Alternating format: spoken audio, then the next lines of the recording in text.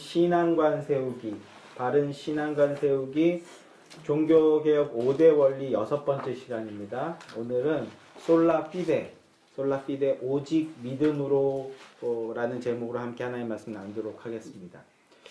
오직 믿음의 원리는 사실상 종교개혁이라는 것을 일으킨 아주 중요한 핵심 원리예요. 종교개혁 5대 원리 중에 가장 근본이 되고 중요한 핵심적인 원리입니다.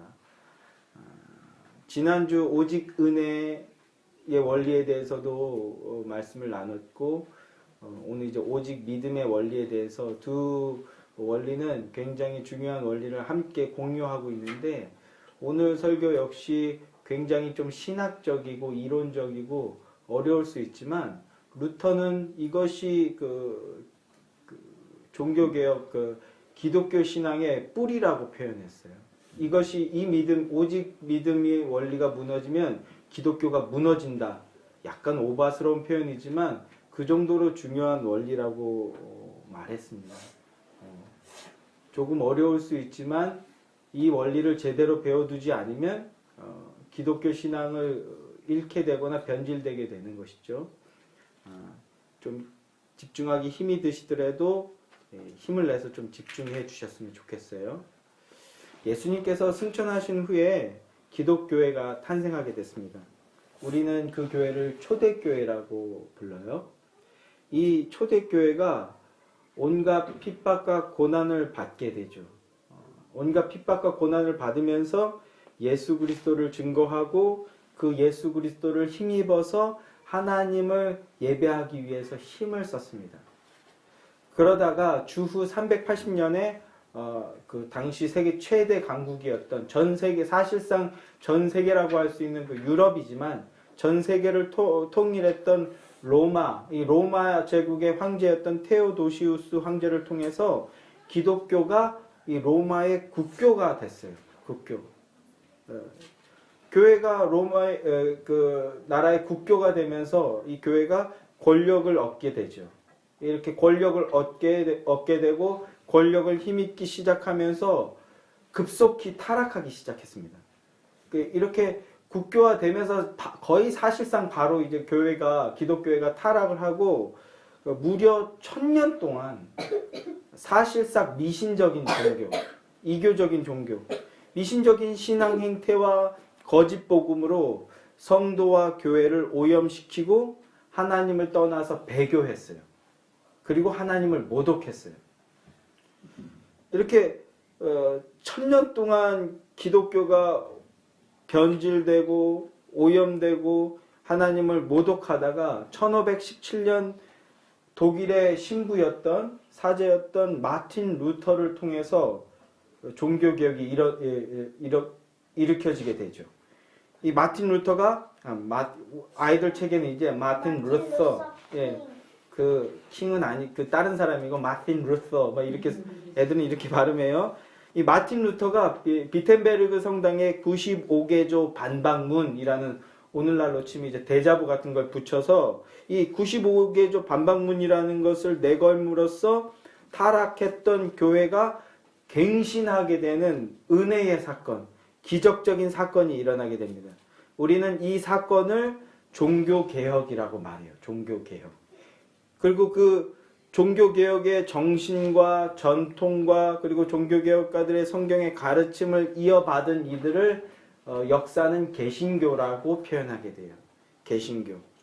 그런데 첫 시간에 개관 시간에 말씀드렸지만 사실상 이 개신교라는 표현은 썩 좋은 표현은 아니라고 말씀드렸어요. 우리가 사실 흔히 개신교라고 우리를 명명하지만 왜 그런다고 말씀드렸죠? 이 개신교라는 표현은 사실 카톨릭의 관점의 표현이라고요. 개혁해서 신교로 나온 것이고 우리는 그리고 자신들은 구교, 오리지널이라는 거예요. 백보양보해서 종교개혁이 일어났던 그 즈음에 이 구교, 카톨릭이 조금 안 좋은 방향으로 갔었지만 그러나 자기들이 그런 안 좋은 면들을 제거해서 이제 오리지널이었던 우리가 제자리를 찾았다. 그러니까 이왕이면 개신교는 새로운 분파인데 신종 분파고 우리 오리지널 분파니까 이왕이면 구간이 명간이라고 옛날 것이 좋지 않겠냐. 이런 뉘앙스를 풍기려고 하는 의도가 숨겨있는 단어라고 말씀드렸죠. 그러나 개신교는 새롭게 신종 분파로 나온 게 아니라 종교개혁이라는 의미가 똑같은 이제 리폼드라고 얘기하는데 뭔가 새롭게 나온 게 아니라 본류로 돌아가는 것. 본질로 돌아갔음을 의미하는 게 종교개혁이고 개신교라고요. 우리가 말하는 개신교라는 말은요. 오직 성경으로 돌아간 거예요. 오직 그리스도로 돌아간 거예요. 오직 그리스도로부터 오는 은혜로 돌아간 거예요. 오직 그리스도로부터 오는 은혜를 믿는 믿음으로 돌아간 거예요. 그래서 조금 더 후대 사람들이 오직 그리스도로부터 오는 은혜를 믿는 믿음을 가진 자는 오직 하나님께 영광을 돌리는 삶을 산다. 이거를 정리해서 종교개혁 5대 원리라고 표현했는데 이렇게 참되고 진실한 자리로 돌아가고 돌이킨 것을 바로 종교개혁이라고 합니다. 그 종교개혁을 촉발시킨 가장 핵심적인 원리가 바로 오늘 함께 나누려고 하는 오직 믿음, 솔라 피데의 원리예요. 그런데 이 오직 믿음의 원리는 기독교회가 참된 교회가 되는 주춧돌로서의 의미뿐만 아니라 이 내용이 상당히 깊고 어렵습니다. 기독교의 근본이요 전부라고 해도 과언이 아닐 정도의 내용이기 때문에 굉장히 어려운 내용이에요. 신학적으로도 오늘날도 끊임없이 경론이 이어지고 있어요. 굉장히 신학가들에서 이제 바울의 세관점이라는 것을 통해서 사실은 이것이 역사 속에서 계속 반복되고 있는 내용인데 새로운 옷을 입고 나오고 해서 반복되고 있는 것인데 뭐 그 내용을 다 설명을 드릴 수는 없고요. 굉장히 깊고 전문적으로 한다면 한도 끝도 없이 전문적으로 할 수 있는 내용이에요. 뭐 저 역시도 이 부분에 대해서 엄청 더 많이 공부를 해야 되는 게 사실이고 솔직하게 말씀드리면 그리고 훨씬 더 많이 연구가 필요한 부분이기도 해요. 그래서 이 부분을 정말 제대로 전문적으로 가르치면 뭐 오늘 1시간으로는 부족할 뿐만 아니라 제 실력으로는 솔직하게 말씀드리면 아직은 제 역량이 부족하다고 해도 과언이 아닌 부분이에요. 그래서 저희가 그 내용을 전문적으로 다 나누었다가는 여기서 눈뜬 채로 사망하시는 분도 나올 수 있고 뭐 이런 상황이기 때문에 처음 시작한 그 초점에 맞춰서 처음 이 종교개혁 5대 원리를 한 의도는 우리가 미신적인 신앙 여전히 우리 안에 저부터 시작해서 우리 안에 잔존하고 있는 그 미신적인 신앙에서 벗어나서 진정한 기독교 신앙이 무엇인지를 얘기하고자 하는 그 초점, 그 방향만 잡고 그래서 오늘은 객관적인 수준, 어렵지 않은 선에서 객관적인 수준의 설명을 하는 것으로 대신 하려고 합니다. 반가운 내용이죠. 반가운 말이죠. 조금 쉽게 하려고 애를 썼어요. 들릴 수 있게 하려고요. 그런데 또 이게 제 생각일 수 있으니까 약간은 걱정이 되는데 자, 어쨌든 오직 믿음의 원리에 대해서 함께 오늘 나눠보고자 합니다. 여러분은 하나님을 믿고 예수님을 믿으시나요? 아멘이십니까? 하나님 믿으시나요? 예수님 믿으십니까? 아멘이죠? 그러면 여러분은 의인이에요. 아멘이십니까? 자신의 모습을 잘 보세요. 정말 내가 의인이 맞는지. 그런데 제가 선언적으로 말씀드릴게요. 여러분이 하나님을 믿으신다면 여러분은 의인이세요. 왜 그러냐? 이제 오늘 오직 믿음의 원리가 바로 그 얘기를 하는 것인데 많은 사람들이 이 부분에서 내가 정말 의인인가? 라는 이 부분에서 깊은 번뇌와 고민을 하게 되죠. 그 중에서도 이 부분 때문에 내가 정말 예수님을 믿는다고 하는데도 내가 정말 의인이 맞나? 하는 이 부분 때문에 정말 깊고 깊은 번뇌와 고민을 했던 사람이 있어요. 그 사람이 누구냐 하면 바로 종교개혁가 마틴 루터였어요. 마틴 루터. 이 마틴 루터는 누구보다도 진실하고 누구보다도 거룩하고 누구보다도 정결한 삶을 사는 성도이자 사제, 신부, 오늘날로 치면 저희로 치면 목사였거든요. 그런데 그런 마틴 루터 킹이 아무리 선행을 하고 아무리 신앙생활을 해봐도 도무지 자신은 하나님께 구원의 은혜를 얻지 못한 것 같아서 괴로워했습니다. 네, 마틴 루터가. 구원의 은혜는커녕 오히려 죄의 결과로 인한 그 두려움, 죄의 결과가 뭘까요? 심판이거든요. 마지막 영원한 심판. 이 죄의 결과에 대한 두려움과 죄의식으로 인해서 나날이 괴로움만 더해가는 거예요. 그래서 이 마틴 루터가 던진 화두가 무엇이냐면 바로 죄인이 어떻게 해야 하나님의 은혜를 얻을 수 있는가? 죄인인 내가 어떻게 해야 하나님의 의를 얻을 수 있는가였어요. 이게 굉장히 신학적인 표현인데 죄인인 내가 어떻게 해야 의롭게 될 수 있는가? 이게 마틴 루터 킹이 던진 화두이자 질문이자 고민이었어요. 그도 그럴 것이 마틴 루터 킹 당시의 교회는 어떻게 해야 구원을 얻고 어떻게 해야 은혜를 얻으며 어떻게 해야 의인이 될 수 있는가에 대해서 무엇이라고 가르쳤는가 하면 카톨릭의 구원론인데 예수 그리스도를 믿음으로 죄 용서를 받는다. 맞죠? 예수 그리스도를 믿음으로 죄 용서를 얻는다. 이렇게 가르쳤어요. 그런데 이 말만 하면 문제가 아니에요. 정답이거든요. 그런데 예수 그리스도를 믿음으로 죄 용서를 받는다. 뿐만 아니라 그 후에 의를 행할 수 있는 자가 된다. 이렇게 가르쳤어요. 이 말이 무엇이냐 하면 이게 무슨 의미냐 하면 믿음으로 구원을 얻지만 성도는 믿음으로 구원을 얻지만 그러나 동시에 의를 행함으로써 구원에 이바지해야 된다. 이렇게 가르쳤던 거예요. 믿음으로 구원을 얻지만 성도는 의를 행함으로써 구원에 이바지해야 된다. 이 부분이 문제인 거예요. 믿음과 함께 동시에 선행이 있어야만 구원을 얻는다. 이런 얘기예요. 이 말이. 말을 어렵게 해야 헷갈리니까 이렇게 굉장히 그럴싸하게 표현했지만 이 말은 뭐냐면 그리스도인다운 의롭고 선한 행위가 있어야 구원을 얻는다. 이 말이에요. 다시 정리하면 구원은 예수 그리스도를 믿는 믿음 50%. 뭐 50%라고 표현은 안 했지만 사실상 따지면 예수 그리스도를 믿는 믿음과 동시에 의를 행하는 선행이 있어야 된다. 선한 행위가 없으면 구원을 못 받는다는 거예요. 다시 한번 이 말인 즉슨 선행이 없으면 선한 행위가 없으면 구원 못 받는다라는 가르침이에요. 여기서 질문을 해볼게요. 그러면 카톨릭이 말한 선한 행위란 뭘까요? 카톨릭이 말한 선한 행위. 몰라요? 네? 자, 그러면 다시 한번 선한 행위는 뭐예요? 그러면 선한 행위. 네, 착한 행동. 뭐가 착한 행동입니까? 뭐가 착한 행동? 이 말을 다시 바꾸면 오늘날의 우리 사회에서도 계속해서 끊임없이 던지고 있는 질문인데 정의란 무엇인가요? 그래서 우리나라 전 세계에서 유일하게 우리나라에서만 유행한 책이 있죠. 베스트셀러가 된 책이 있죠. 이게 이름 까먹었네. 누구죠? 저자가? 정의란 무엇인가?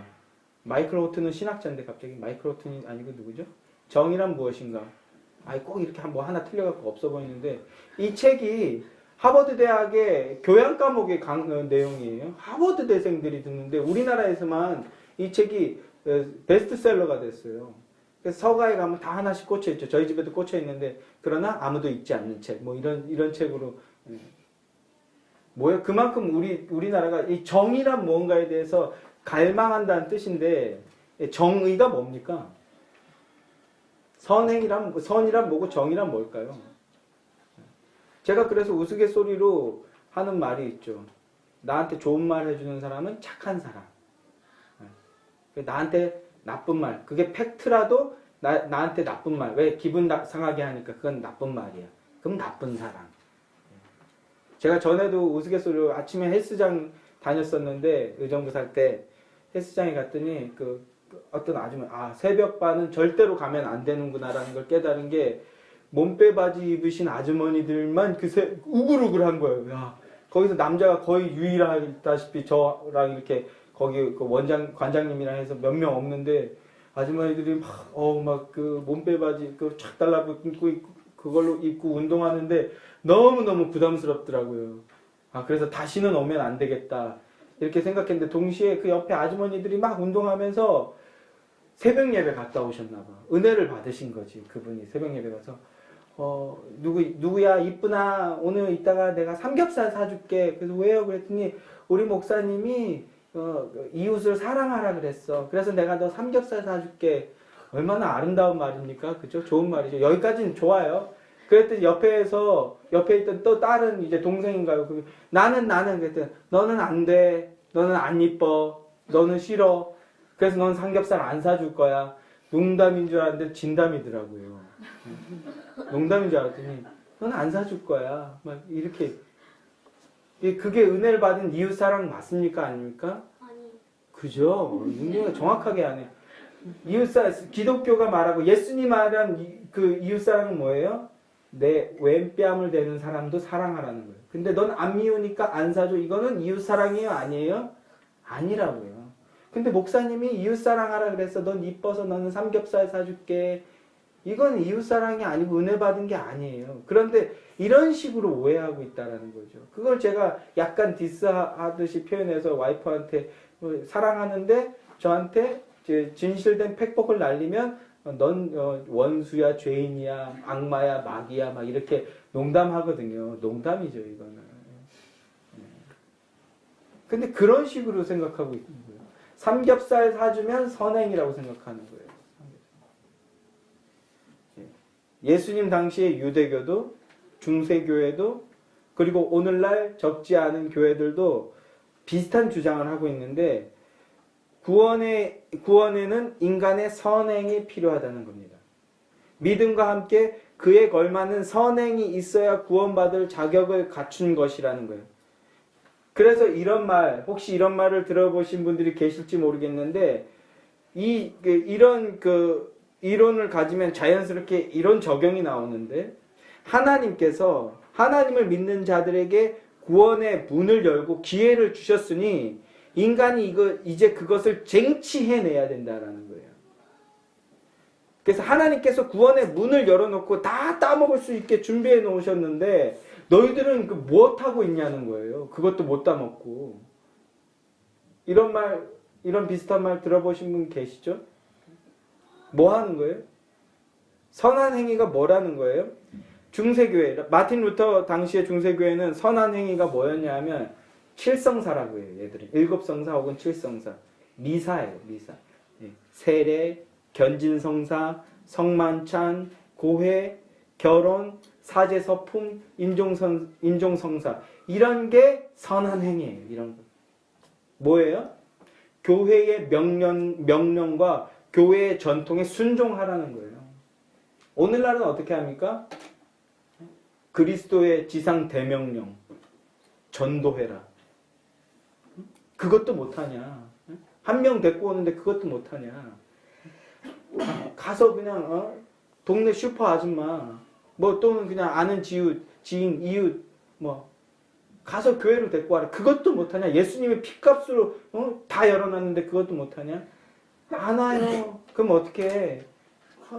좀 피자라도 한 판 사주고 빈대떡이라도 사주고 그리고 데리고 오면 될 거 아니냐? 그래도 안 올 것 같으면 뭐해요? 교회에서 상품 내걸어. 냄비, 후라이팬, 냉장고, 교세가 있는 데는 이런 거 내걸고 이런 거 준다고 하고 데리고 와라.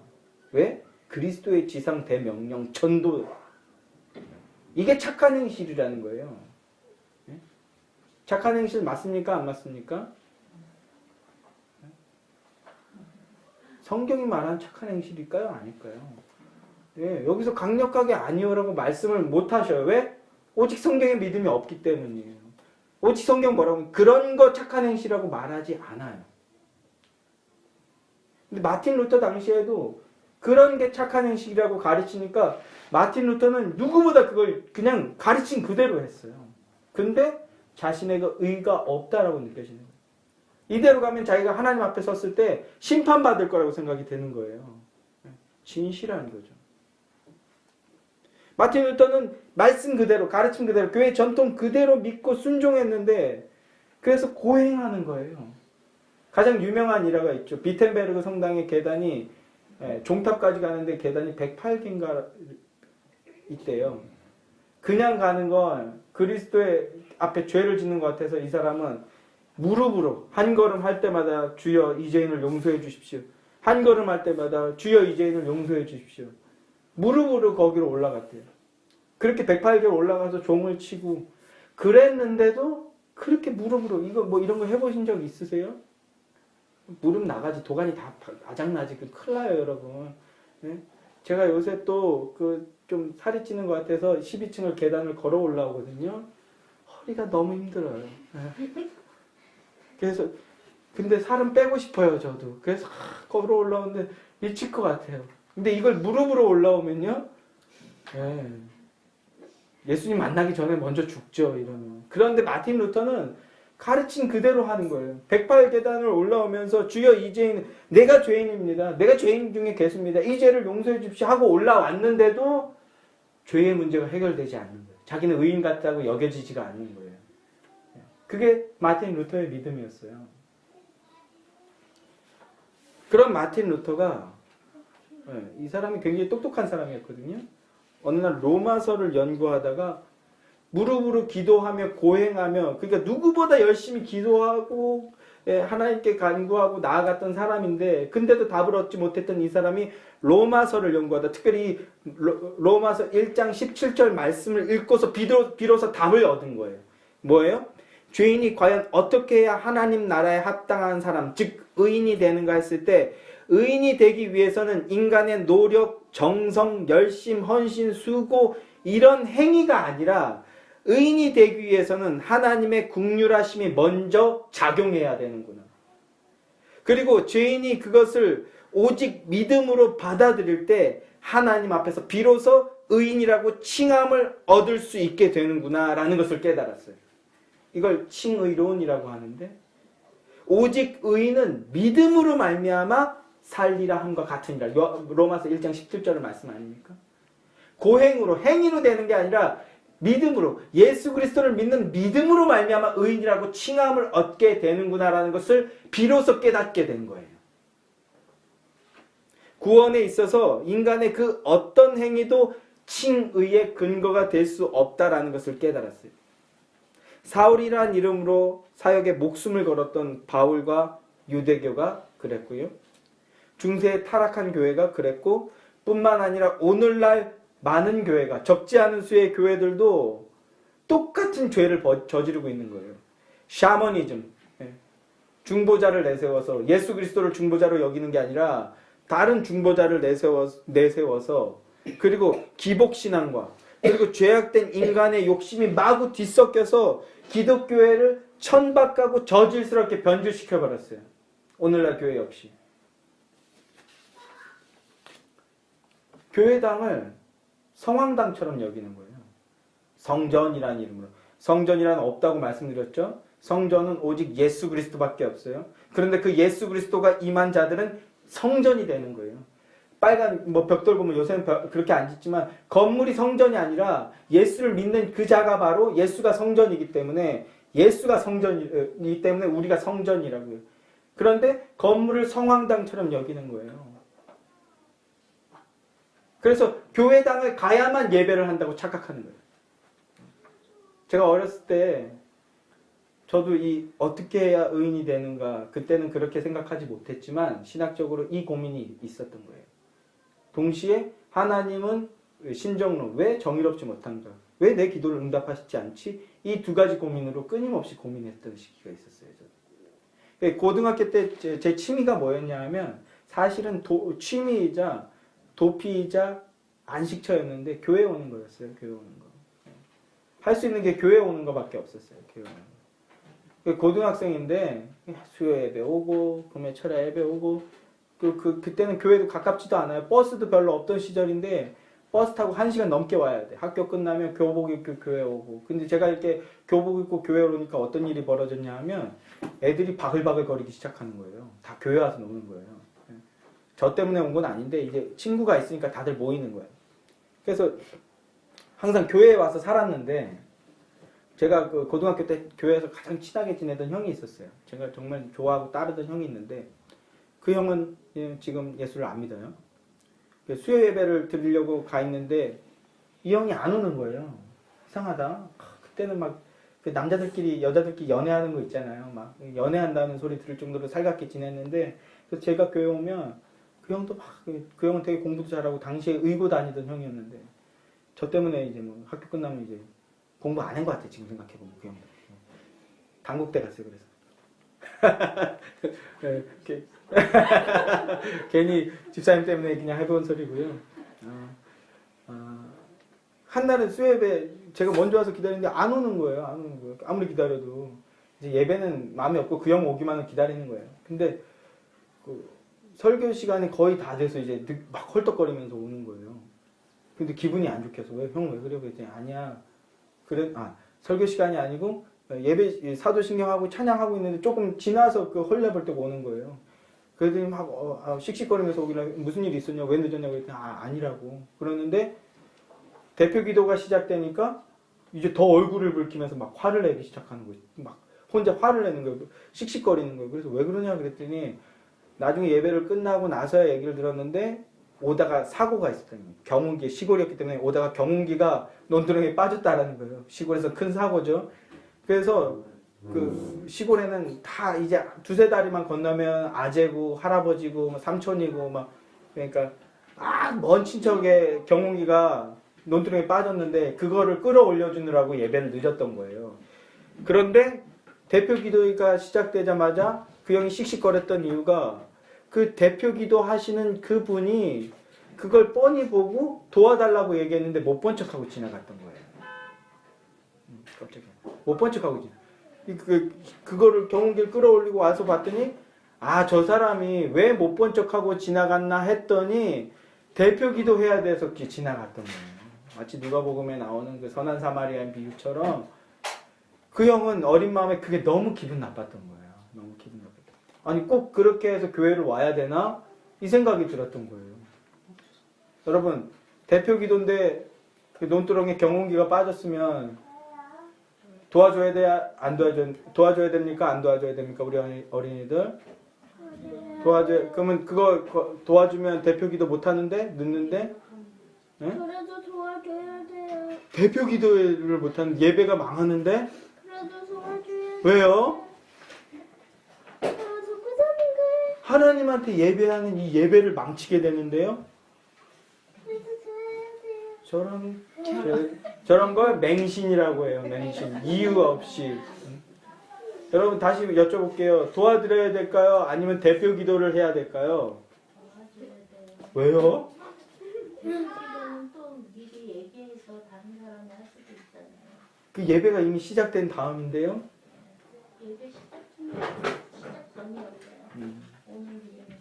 그때는 뭐 핸드폰도 없던 시절이에요. 공중전화 목숨 걸던 시절이에요. 그죠? 94, 5년 이때니까 공중전화 하던 핸드폰 없던 시절이거든요. 예배 빠지면 왜 못 왔는지도 모르고 예배가 빵꾸가 나는 시절이에요.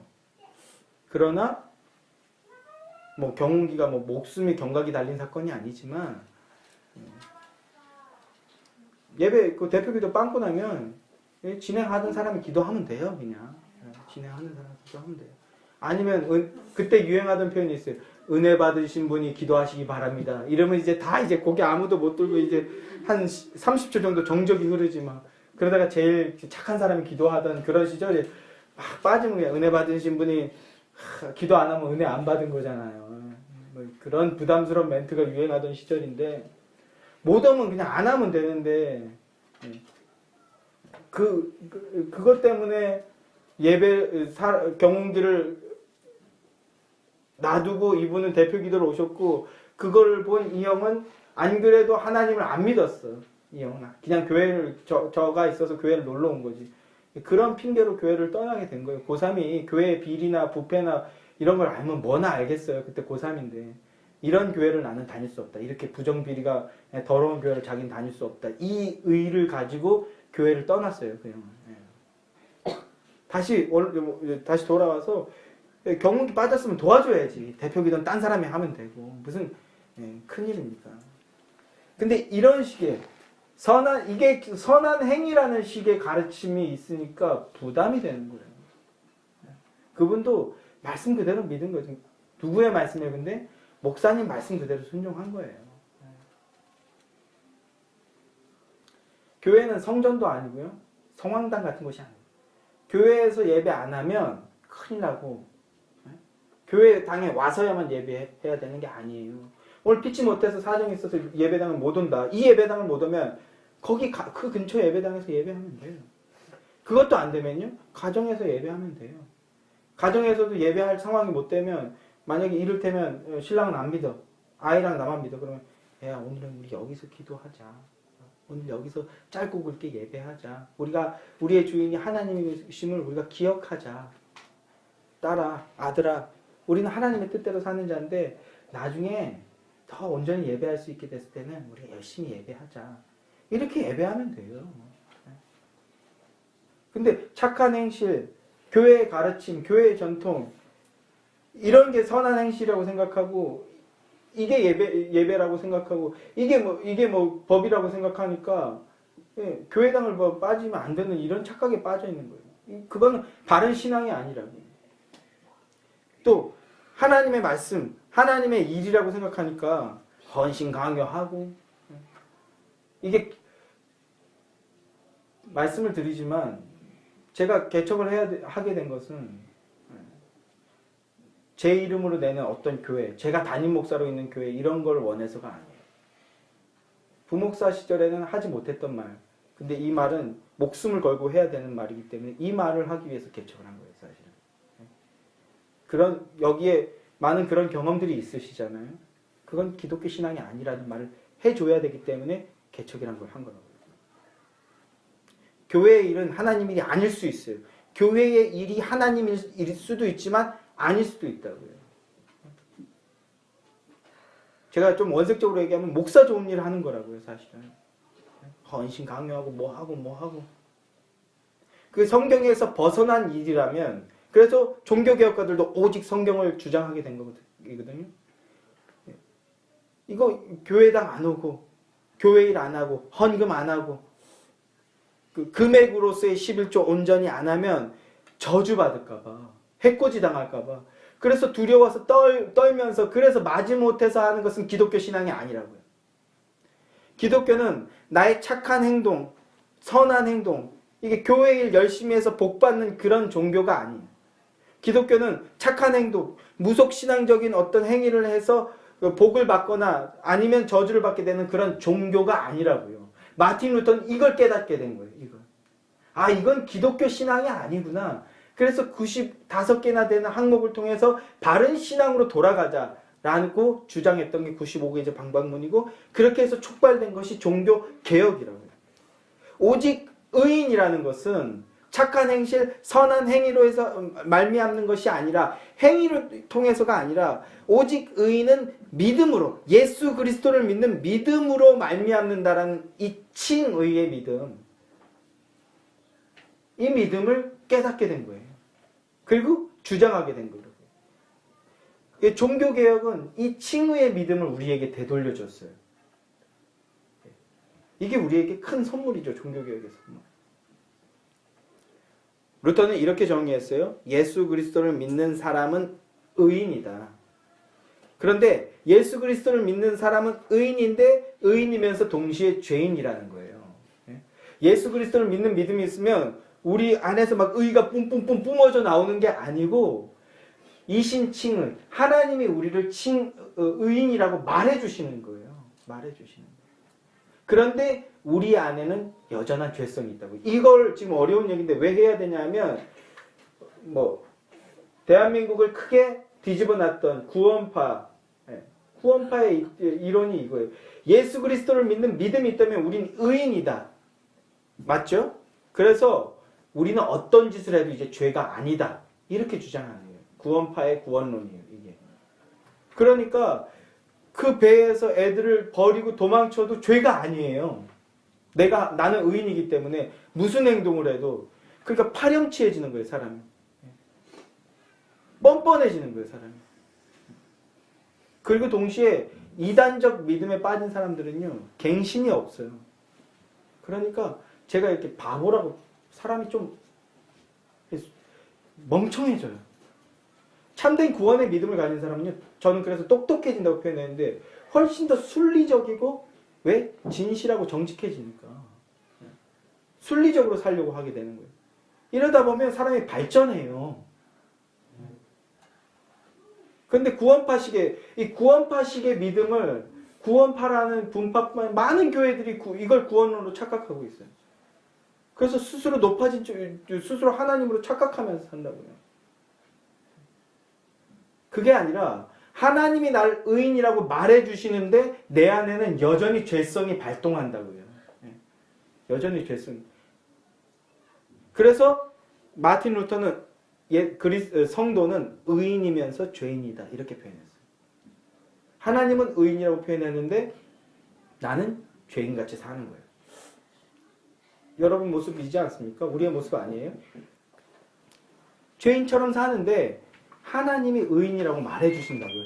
너는 내 자녀야. 너는 내 백성이야. 너는 내 거야. 너는 내 사랑이야. 이렇게 말해주신다고요. 언제요? 지금 이 순간에도. 그러니까 여러분 돌이키시기 바랍니다. 죄인의 본성에서 돌이키시기 바랍니다. 의인다운 삶으로 돌아오시기 바라요. 거지 왕자라는 동화가 있죠. 거지 왕자는 거지와 왕자 똑같이 생겼어요. 이 왕자는 생겼는데 한 명은 거지고 한 명은 왕자. 이 왕자가 그 궁 안에서의 생활이 답답해서 거지랑 바꾸죠. 일을 바꾸죠. 근데 그러다 왕자가 계속 말할 거면 계속 말해라.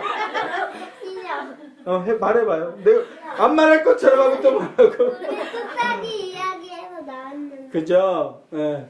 아니 얘가 안 말을. 봤어. 이것 봐. 야, 계속해. 싫어.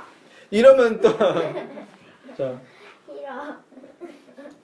거지 왕자 얘기 뭐예요? 왕자는 그러니까 이제 스토리를 잘 얘기해줬어요. 우리 임주웅 성도가. 그런데 거지가 왕자의 복장을 하고 있는데 하는 행동이 어때요? 왕자님 식사 왔습니다 했더니 막 손으로 집어먹고 막 씻지도 않고 그 사람들이 저게 왕자 맞나? 이렇게 생각하는 거예요. 반대로 왕자는 거지의 복장을 입었는데 길거리에서 어떻게 합니까? 반듯하게 행동하고 바르게 행동하고 감히 어느 안전이라고 막 음식을 줘도 손을 씻고 바른 자세로 먹고 막 먹으면서 이런 엄마가 말라 막 짜증내고 승질내고 동생한테 죽을래 막 이렇게 소리 지르거나 씻지도 않고 그러는 게 아니라 거지의 복장을 하고 거지일 수밖에 없는 상황에 있는데도 고결하게. 왜? 왕자이기 때문에. 자신의 정체성 왕자이기 때문에. 반대로 궁 안에서 왕자의 복장을 하고 왕자의 음식을 먹고 왕자의 그 상황을 누리는데도 왕좌에도 앉는데 막 아이고 이런 오버하다가 물을 줬네. 이렇게 되잖아요. 이렇게 창피한 상황이 벌어지잖아요. 왜? 정체성이 거지기 때문에. 적용적인 이야기지만 우리는 의인인데 여전히 죄인처럼 행동한다는 거예요. 그러나 돌이키셔야 된다고요. 왜? 우리의 정체성은 더 이상 하나님께서 의인이라고 말해주신 그 순간 우리는 왕자예요. 왕자같이 살아야 되는 거예요. 우리 주일학교 바른 자세로 앉아보세요. 왕자답게 여왕답게. 이게 그리스도인의 정체성이에요. 함부로 행동하고 싶고 소리 지르고 싶고 싸우고 싶고 화내고 싶고 욕심 부리고 싶고 고집 부리고 싶고 성내고 싶고 분노하고 싶은데 함부로 그런 행동을 하면 안 된다는 건 아니지만 함부로 하지 않게 된다는 거예요. 왜? 나는 하나님의 자녀이기 때문에. 왕자이기 때문에. 이 믿음. 아멘이에요 우리 어린이들? 모르겠 이럴 수 회개할지어다. 의인이면서 죄인이라는 이 이중적인 실존을 산다는 거예요. 아니에요. 진짜 고민하고 기도해 보세요. 회개하세요. 알겠죠? 네, 그게 바른 신앙이에요. 우리의 이제 말씀을 마무리할게요. 오직 믿음으로의 신앙 어려운 내용이지만 다 알아들으시는 눈빛이어서 굉장히 안심하면서 했어요. 그렇게 믿을게요. 자, 우리의 구원을 위한 의인이 되게 하기 위한 의인은요, 우리가 만들어낸 것이 아니라는 거예요. 우리가 만들어낸 것이 아니라 외부로부터 들어왔어요. 디도서 3장 5절 말씀을 보면요. 우리를 구원하시되 우리가 행한 바 의로운 행위로 말미암지 아니하고 오직 긍휼하심을 따라 중생의 씻음과 성령의 새롭게 하심으로, 성령의 새롭게 하심으로. 또 빌립보서 3장 9절에서는요. 내가 가진 의는, 우리가 의인이 되었잖아요. 내가 가진 의는 율법에서 난 것이 아니요 오직 그리스도를 믿음으로 말미암는 것이니 곧 믿음으로 하나님께로부터 난 의라. 우리의 의는요, 우리가 착한 행실을 하고 선한 행실을 해서 우리가 만들어내서 생긴 의가 아니라 외부로부터 들어왔어요. 어떻게요? 예수 그리스도로 말미암아 들어오게 된 거라고요. 그러니까 우리는 이제 의인입니다. 여러분은 의인이신데 어떻게 의인이라고요? 예수님의 의로 말미암게 되는 의라고요. 그래서 우리 교회 이름이 뭐예요? 예수의 교회예요. 예수님의 의 교회. 예수님의 의 교회. 예수의 교회라고 개척해놓고 처음으로 예수의 의에 관한 설교를 오늘 했어요.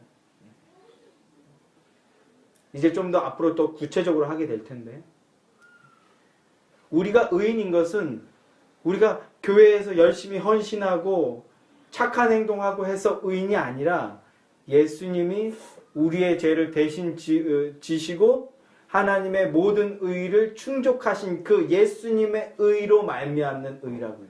그러니까 다시 한번 예수의 교회 성도 여러분, 예수님의 의로 말미암아 의인이 되셨으니까 의인처럼 사셔야 되는 거예요. 여기서 고민하고 갈등하셔야 돼요. 여기 이 지점에서부터 예수님의 의를 입어서 의인답게, 예수님이 의인인데 의인답게 사는 것, 윤경아 어떻게 사는 걸까? 바르고 착하고 정직하고 진실하고 정의롭고, 이걸 구약에서는 인애와 공의와 의라고 하죠. 오늘날 교회 보세요. 이 신앙이 잘못됐으니까 오히려 교회가 더 불법적인 일을 저질러요. 더 부도덕한 일을 저질러요. 그런데도 회개하지 않아요. 왜? 힘이 있으니까.